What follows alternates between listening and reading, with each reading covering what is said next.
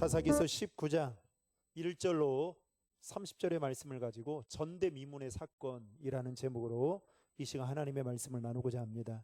사랑하는 성도 여러분, 오늘 또 저와 여러분들이 예비하는 이 시간 하나님께서 특별하게 우리에게 부어주시는 놀라우신 은혜가 있기를 주님의 이름으로 축복합니다. 오늘 말씀인 사사기서 19장의 말씀은 그야말로 한마디로 말하면 아주 충격적인 내용을 소개하고 있습니다. 오늘 말씀의 이야기는 이렇게 시작하고 있죠. 에브라임 산지에 있던 한 내인이 유다 지파 베들레헴 출신의 여인을 자신의 첩으로 맞이하고 있다라는 내용으로 이야기가 시작이 되고 있습니다. 여러분, 이것은 당시 이스라엘 사회의 도덕적, 영적인 상태를 그야말로 짐작하게 해주는 일이라고 말할 수 있습니다. 우리가 잘 알다시피 레위 지파는 성막 구약시대 때 성막에서 제사 업무를 담당하고 그리고 백성들에게 율법을 가르치는 일을 도맡아 그야말로 종교적인 업무를 담당하기 위해 누구에게 구별되어진 하나님의 사람들이었느냐? 하나님께 거룩하게 구별되어진 지파 중에 지파였습니다. 따라서 레위인들은 다른 이스라엘 백성들과는 달리 더욱 자신을 성결하게 할 뿐만 아니라 영적으로나 도덕적으로 백성들의 모범이 되어야 하는 것이 마땅한 일이었습니다. 그런데 오늘 본문에 나오는 이 레위인은 그러지 못했던 것 같습니다. 첩을 취함으로 인해서 오히려 자신을 더럽히고 백성들에게 좋지 않은 모습을 그대로 보여주고 있습니다. 한마디로 말하면 이 레위인은 자신의 이치 그리고 자신의 직분이 무엇을 나타내고 있는지 정확하게 인식하지 못한 채 살아가고 있는 건 아닌가, 이렇게 생각해 볼 수 있는 거죠. 여러분, 레위인이 자신의 부인 외에 첩을 두었다는 것도 문제입니까? 문제가 아닙니까? 문제이죠.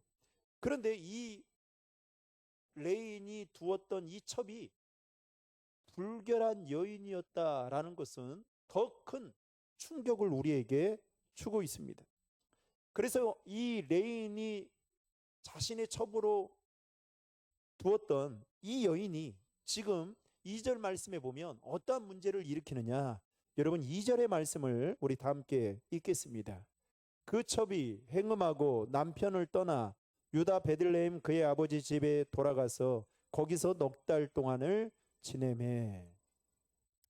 비록 여러분 첩이라고 해도 레위인에게 시집을 왔으니까 여러분 어떻게 살아야 될까요? 경건하게 살아가야 되겠죠. 그런데 정확한 이유는 알 수 없지만 이 여인은 오늘 말씀에 따르면 다른 남자와 성적 관계를 맺는 음행을 저질렀던 것을 볼 수가 있습니다.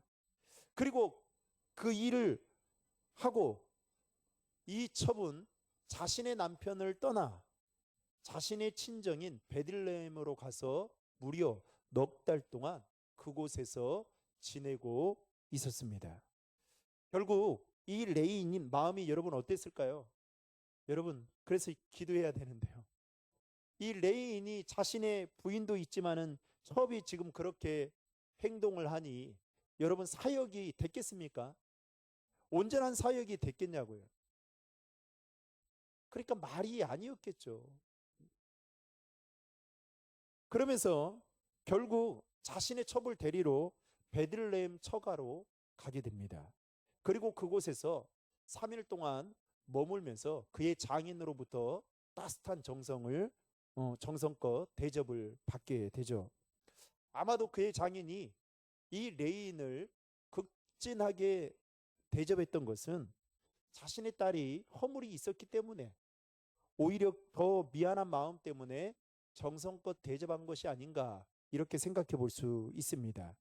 특별히 6절 말씀에 보면 그의 장인은 사위인 레위인의 마음을 기쁘게 하고자 애쓰는 모습을 보여주고 있습니다. 여하튼 4일째 되는 날에 레위인은 이제 에브라임으로 떠나려고 하는데 장인의 만류로 인해 하루를 더 그곳에서 머물게 됩니다.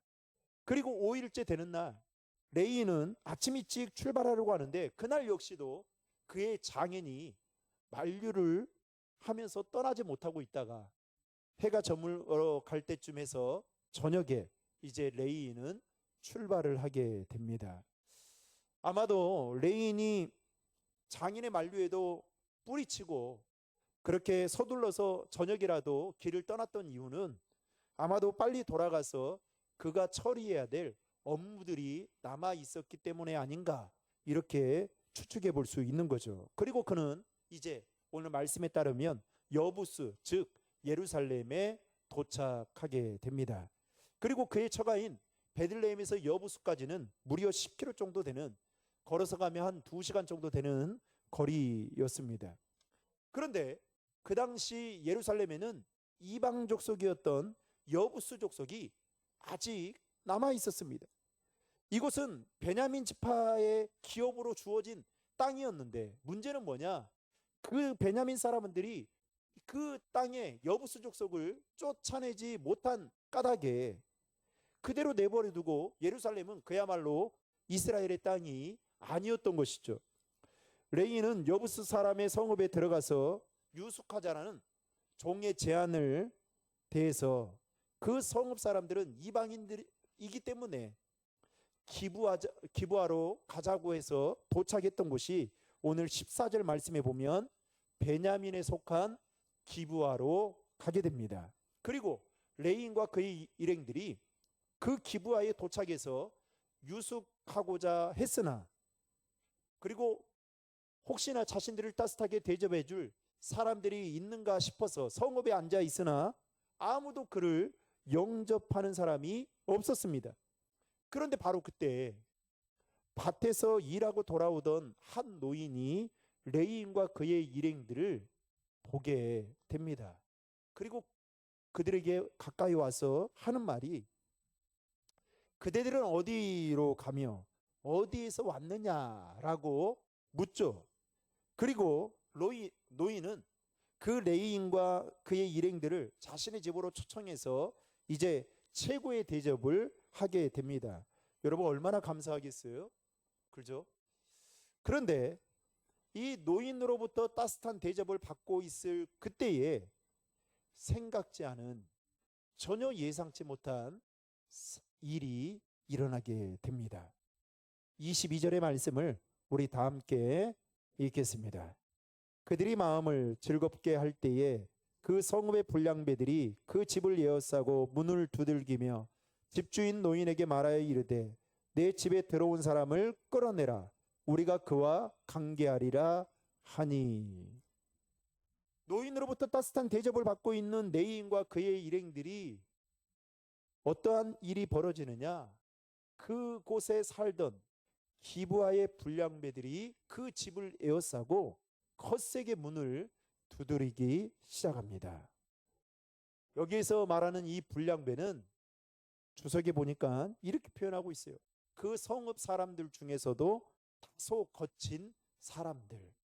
그러니까 이게 아주 이렇게 대하기가 힘든 아주 이렇게 그런 사람들이겠죠. 그러면서 그들이 문을 두드렸다라는 것은 매우 흥분해서 이제 그야말로 당장이라도 어떤 일을 할 것처럼 그런 행동으로 나타내 보입니다. 그리고 다른 성경에서는 이 부분에 대해서 표현하기를 이렇게 말하고 있어요. 그 불량배들이 문을 부수고 들어갈 모양새로 문을 두드렸다라고 기록하고 있습니다. 그러면 여러분 불량배들이 이 노인의 집을 에워싸고 문을 두드렸던 이유가 무엇 때문이었을까요? 방금 읽었던 22절 말씀에 보면 나와 있는데 이렇게 설명합니다. 우리가 그와 관계하리라 하니. 여러분 지금 이 불량배들이 이 노인의 집에 남자가 들어왔는지 여자가 들어왔는지 지금 보지 않아서 알 수가 없는데 문제는 뭐예요? 지금 그들과 관계를 하려고 거세게 문을 두드리고 있습니다. 한마디로 말하면 그들은 동성애 자들로 그날 밤 자신들의 성읍을 찾은 레인과 그의 일행들에게 성욕을 느낀 나머지 노인에게 이들을 내놓으라며 겁박하고 있는 것을 보게 됩니다. 여러분, 이것은 마치 창세기서 19장에 보면 소돔 사람들이 롯에게 천사를 요구하는 것을 연상케 하는, 그야말로 기브아 사람들이 이 모습을 그대로 보여주고 있습니다. 그만큼 기브아 성읍 사람들이 소돔 사람들과 같이 도덕적으로 또 영적으로 얼마나 타락했는지를 이 사건을 통해 우리에게 지금 그대로 시사해 주고 있습니다. 저희 큰애가 그러더라고요. 이제 대학생이니까 이렇게 대학 이렇게 생활하면서 이렇게 학생들을 이제 보게 되잖아요. 그런데 이렇게 우리가 잘 알다시피 남자 여자 이렇게 교제를 하고 또 그 모습이 아름답고 또 하나님이 정하신 법이잖아요. 그런데 이렇게 남자와 남자, 여자와 여자가 이렇게 좀 같이 이렇게 친근하게 있는데 좀 보기에 거북스러울 정도로 그런 모습들을 볼 때마다 그걸 몇 번 보았다라는 이야기를 저한테 하면서 참 세상이 어떻게 돌아갈지. 저도 그래서 우리 아이가, 큰아이가 뭐 이제 공부한다고 시험 기간이 되고 그러면 이렇게 좀 늦게 오면 되게 이렇게 걱정이 많이 돼요. 세상이 어떻게 돌아가는지. 제가 예전에 그 섬겼던 교회 집사님 중에 한 분이 이 문제 때문에, 이 동성애 문제 때문에 고민하고 있는 것을 보면서 참 내 자식이긴 하지만 어떻게 해야 될지 모르겠다 하면서 저한테 부탁 아닌 부탁을 했던 적이 생각이 나는데요. 지금은 어떻게 됐는지 모르겠습니다만은 그 여자아이가 남자를 좋아하고 그리고 그렇게 교제하며 이쁘게 그렇게 지내야 되는데 여자하고 사귀는 거예요. 여자끼리. 그러니까 이제 아버지가 야 그러면 안 되지 않냐. 그리고 네가 교회도 다니는데 그래서 말을 하는데 도무지 듣지를 않는다는 겁니다.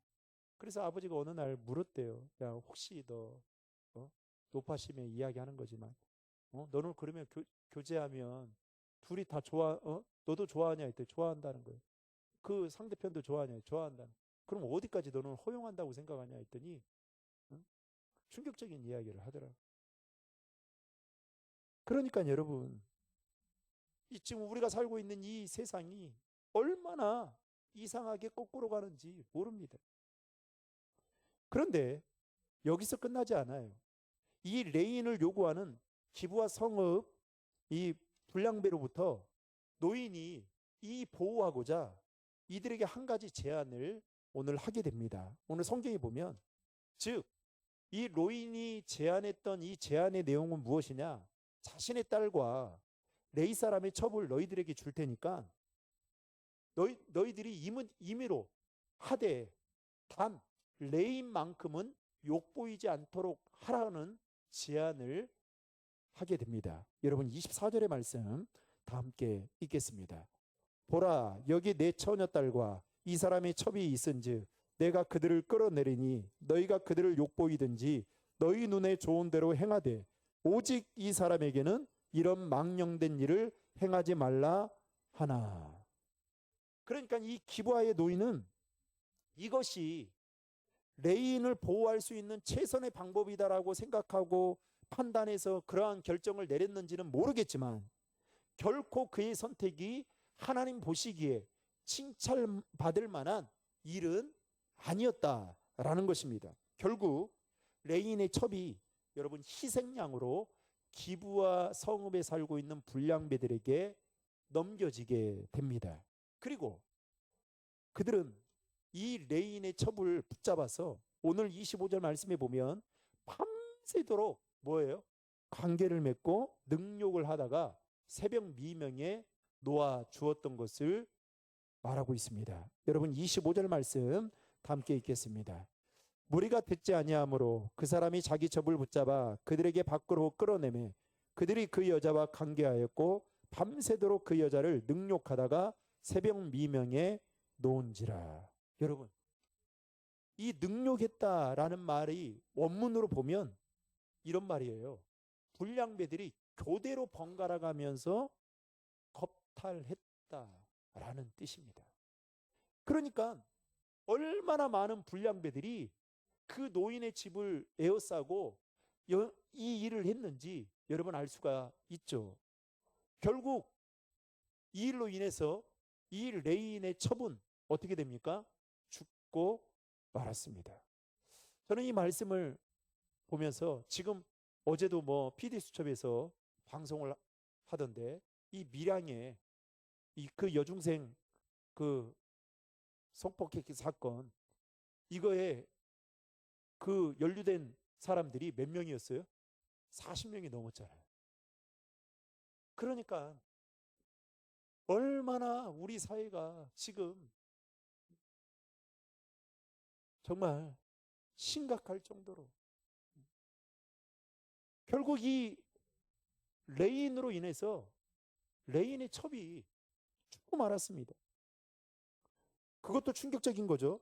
그런데 더 충격적인 것은 여러분 27절의 말씀이에요. 27절 말씀 다 함께 읽겠습니다. 그의 주인이 일찍이 일어나 집문을 열고 떠나고자 하더니 그 여인이 집문에 엎드려져 있고 그의 두 손이 문지방에 있는 것을 보고. 이게 무슨 말이냐? 레인이 자신의 첩이 걱정되어서 지금 이제 넘겨지게 되었잖아요.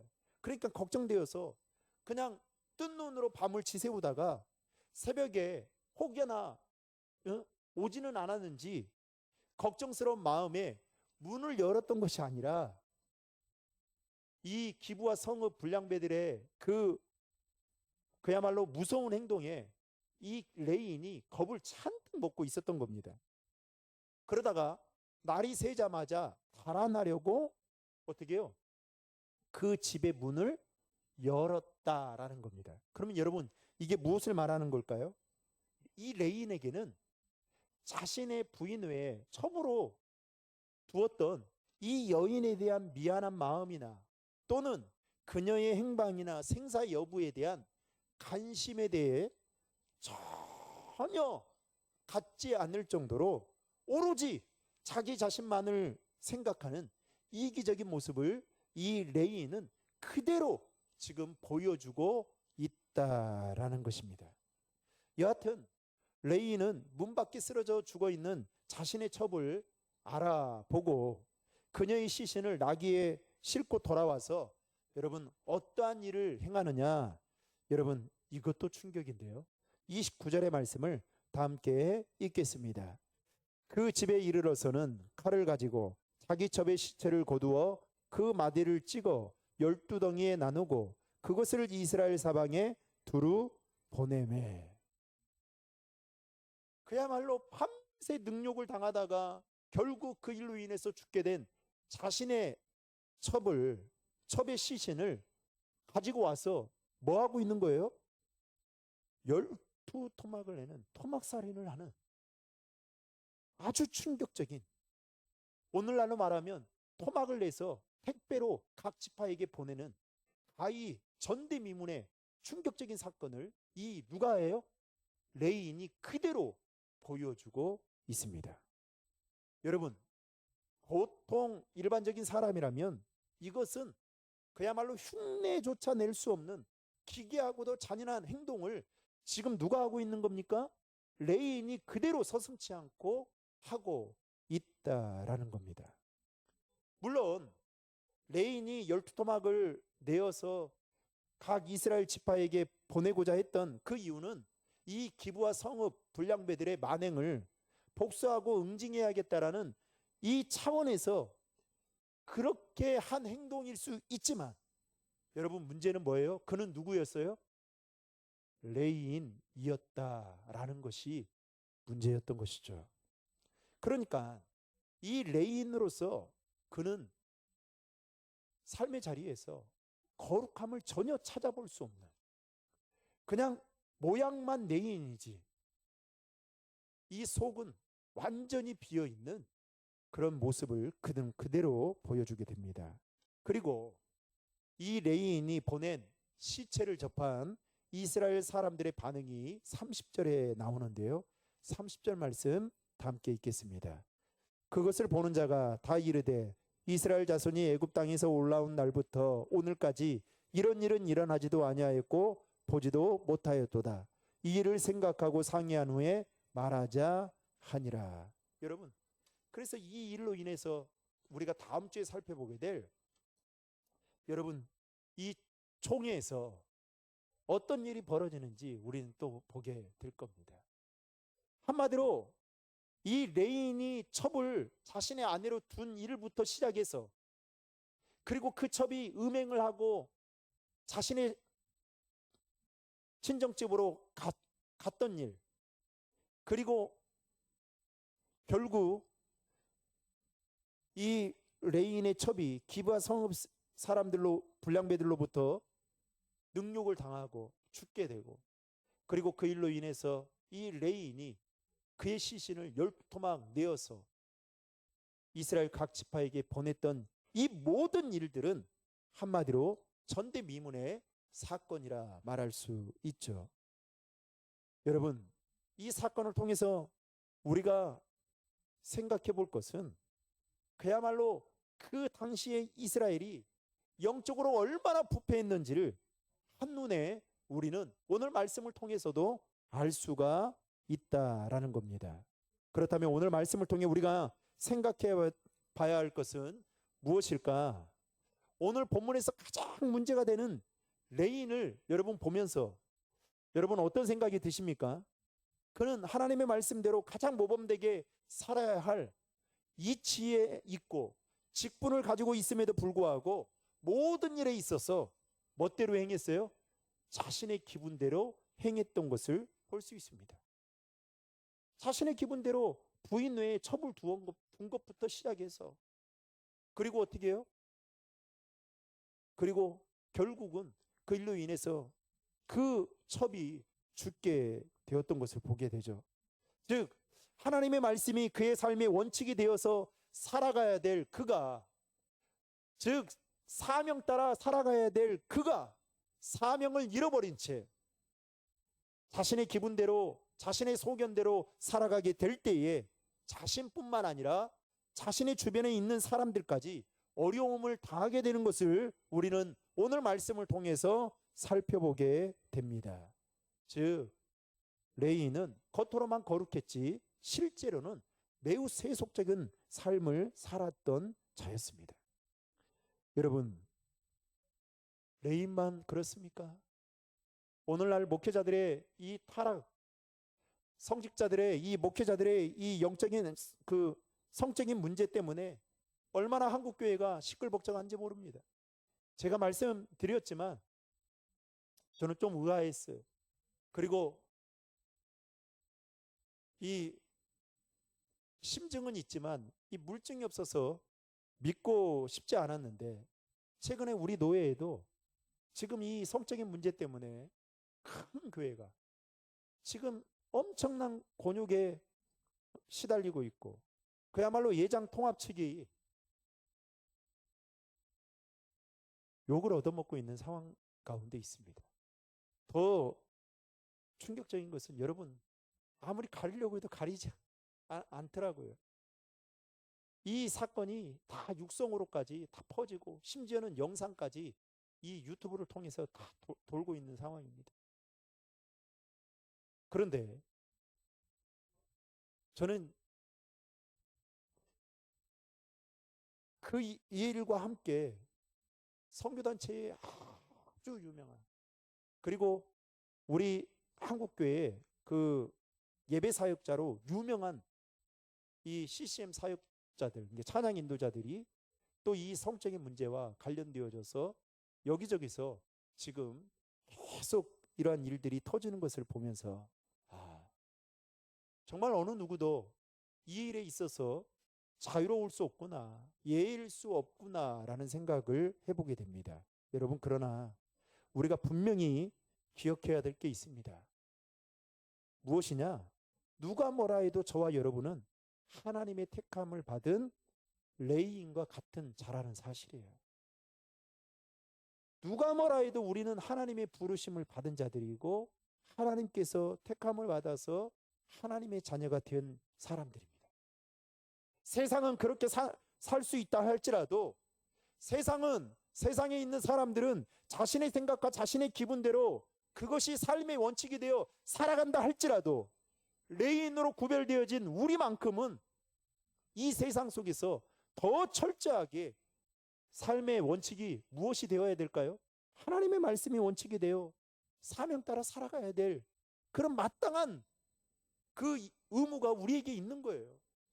그래서 제가 여러분들 앞에서 때로는 뭐 제 설교가 좀 강할 수도 있고 좀 듣기에 여러분들이 힘에 겨울 수도 있지만 제가 분명하게 여러분들에게 말씀드릴 수 있는 것은 저는 하나님의 부르심을 받고 난 이후로부터 지금까지 단 한 번도 한눈 팔아본 적이 없어요.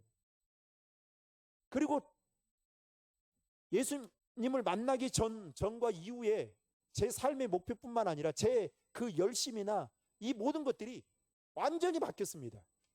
저는 이거 장담할 수 있어요.